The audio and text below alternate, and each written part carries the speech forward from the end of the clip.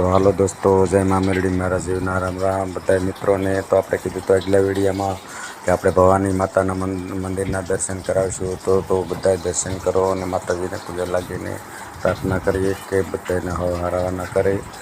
અને આપણે હું મારો ભત્રીજો બે આવી ગયા છીએ મંદિરે દર્શન કરવા. તો મારો ભત્રીજો અહીંયા બેઠો છે.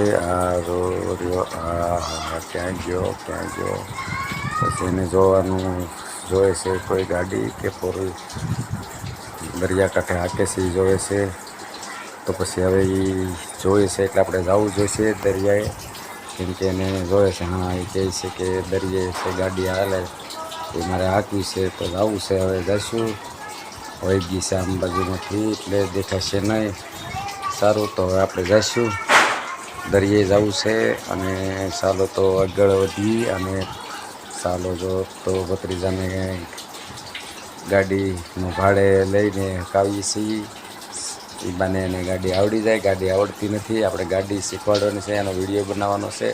તો ફોટા બનાવીએ છીએ, ફોટા પાડી અને ફોટા મૂકીએ છીએ. બધાને જય મા મેરડી, મારા જીવના રામ રામ, બાય બાય.